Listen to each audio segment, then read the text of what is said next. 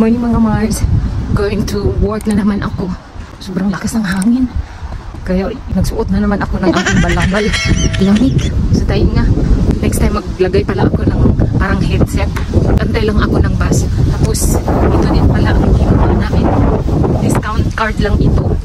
Ito din yung kinuha namin doon sa Bratislava nung previous vlog ko. Wala pang mga pasahero nag-antay. Maaga ako today dahil sa train always delayed. Diba nakakwento ko sa inyo nung last week, always akong delayed 40 ang sasakyan ko going to Bahon.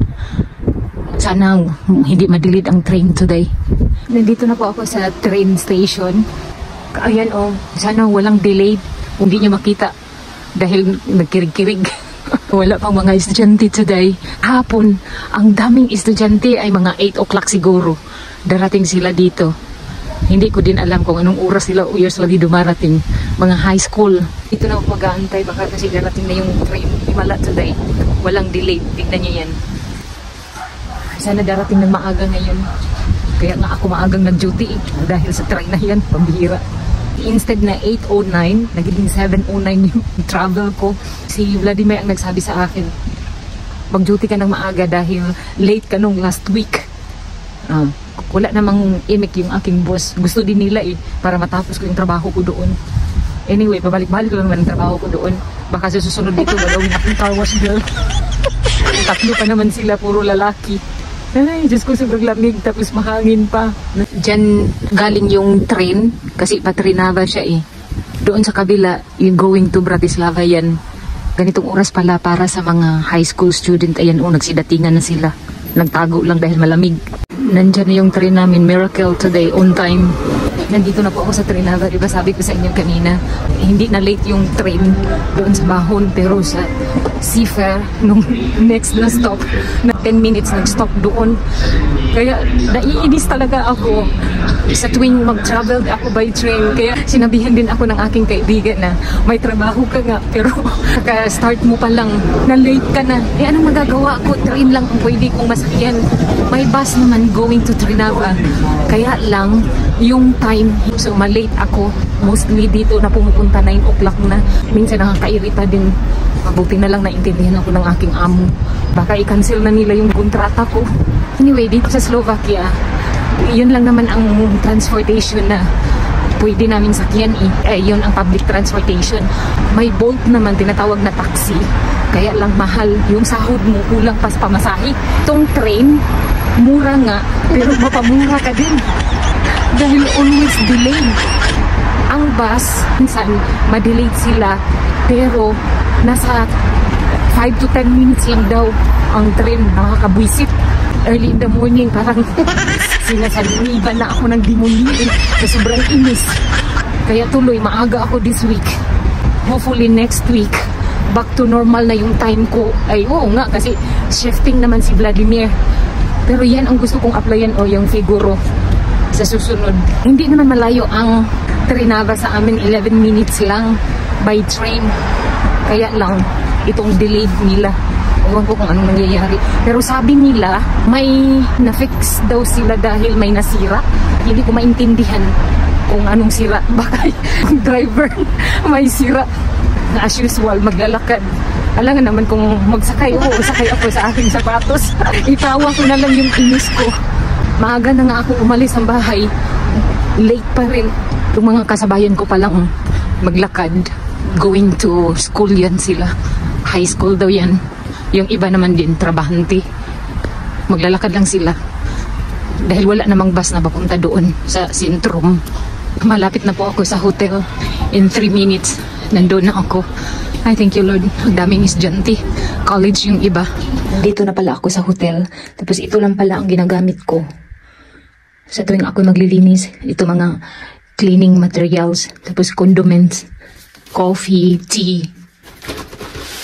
Hindi ko na magamit itong pushcart nila dahil sira na. Ayan nagtagilid. Wala na akong tiwala dyan. Baka hindi na maabutan yan sa room. Na-collapse na. Iba, nilalagay ko na dito yung mat. Tapos yung mga towel na prepare ko kasi may mga rooms din dito sa first floor. Iron area, second floor yun. Then mga linens na ito. Pillowcase. Then, cover ng blanket. Ayan, dito na lahat nila nilalagay. Tapos dito na rin ako nagbibihis. Ayan, ginawa nila tong stock room. Ayan, nakasabit pa yung mga jacket ko. 3 piraso yan. Maliit lang ang areang ito. Pero sakto na to sa akin eh. Tapos na po pala yung duty ko. Gusto ko sanang bumili ng tinapay dyan. Kaya lang, mahal. Nag-iisang bikiri lang yan dito sa Trinava. Kaya lang, hindi ko gusto yung price. Makabuslot bulsa. Going to train station na pala ako. For sure, delayed na naman yung travel ko today. Kahapon na delayed ako eh. Ng 20 minutes. Buti na lang inantay kami ng bus papuntang Igram. Nagkinagang na si Margie. May papel pa palang binigay si boss sa akin. Discount daw to para sa bata. Babasa ko kay Vladimir ito mamaya. Dito na pala ako sa train station. Nag-aantay na ng time. Meron na pala kaming platform pero wala pa yung train. Number 3 daw. Doon oh. Nahuli na naman yung train. Wala pa yung train. Sana kaya umuwi siguro ng General Santos City. Kahapon napunta sa number 2. Then lumipat naman dito sa number 4. Ay naku, hindi ko maintindihan yung train nila dito eh. Dami aberya. Nandito ako sa loob ng train. Sana nga noon ayos ko ng mga hindi malandili. Hindi pag-alis sa bantay sa akin. Walang masunod sa kanila. Hindi ako lang. Na-late ang bus ng 4 minutes. May inantay yung driver na pasahero. Ngayon, pick upin ko si Kuya Alex. Kaya si Philip at saka si Alex na lang ang naiwan dito mag-isa. Usually kasi ang mga bata dito umuwi ng maaga pero 4:30 naman sila mag-close ang school. Nandito pa yung mga teacher. Tatawagin ko lang si Kuya Alex para magbihis na siya. Ngayon si Philip na naman yung pupuntahan ko. Sinabihan ko na si Kuya Alex na magbihis siya. Ay, Diyos ko. Sana nga may kasama pa si Philip dito, no? Baka siya lang naiwan dito mag-isa. Kawawa naman. Sabi ko na nga ba eh, si Philip na lang naiwan doon sa itaas kanina. Naintindihan naman ng mga teacher dahil nagtrabaho nga ako eh. Tiyo Tomas, Philip ko. Tiyo Tomas. Because today is your birthday. You forgot, Philip ko. What's kay? Pag iji may kay Kuya Alex ko. Tsaka. Von ko, Kuya. Kanariklo. Oh, bagan eh. Binigyan pa pala siya ng birthday card. Tiyo Tomas. Padidim eh. Domo, torta. Yun pa naman hinihingi mo kahapon. Tignan yun man itong dalawang to. Oh, uy, ka-sweet. Riklo, Kuya. Pwede i-iji mi domo. Doma, prosincha. Riklo, Kuya.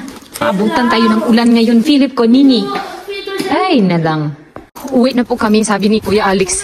Gabi na daw, ang 4:30. Ganito na kasi eh. Lubridian. Go, Riklo. Ganito na kapag malapit na ang winter. Riklo, Philip ko, kung Kuya Hujien. This is exercise. Ano? Walking. Diyos istalo, Kuya. Diyos istalo. Bully? Agoy. Minsan naman bataan ni eh. Crumbs? No, in my leg. I just need to find. I just Aha. Ay, nabangga daw niya yung kanyang legs. Pwede na. Okay, pwede. Happy birthday to you. Happy birthday to Dobre. Dito na pala kami sa bahay. Ay, ipakain ko lang tong cake ni Philip. Nabasa na.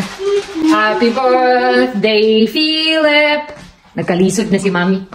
Happy birthday, Philip! Happy birthday, happy birthday, happy birthday to you! Uy, may candles! Kung mas ruko? Pwede, dobre. Putskay, kaya kami nagmamadali. Dahil dito sa torta ni Philip. Yung bus din kanina, natagalan din sila ng 4 na minuto. Ayun. Spoon, Philip ko, be. Mali. Uy, parang mahulog ata to ah. Baby, Happy birthday! dito lang mag-celebrate dito sa Slovakia. Oh, at least, masarap yung ating cake. Iwan ko kung kakain ko sa ito. Oh, kuya. Are you gonna boogie, okay? Okay na, patay. Oh my goodness! Tikman ko daw, be. Kung masarap ba talaga to. Yan ni Philip ka. Masarap.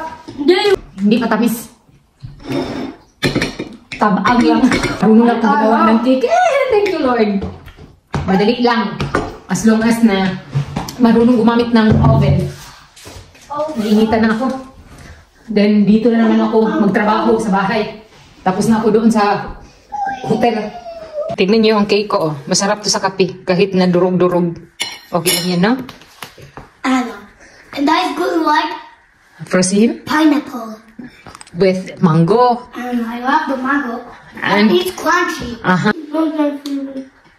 Happy birthday, Philip. Give me a song. Happy birthday, Philip! Statue. Kaligo na pala si Philip at Alex. This is Then, pinapalinis ko sila. So, i-check ko dito kung... Tita Dag say happy birthday. No,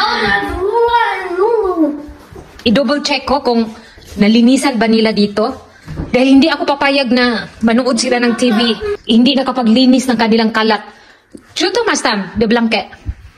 We'll use it. We will use it. Who told you to get the lollipops there? Istulit ka.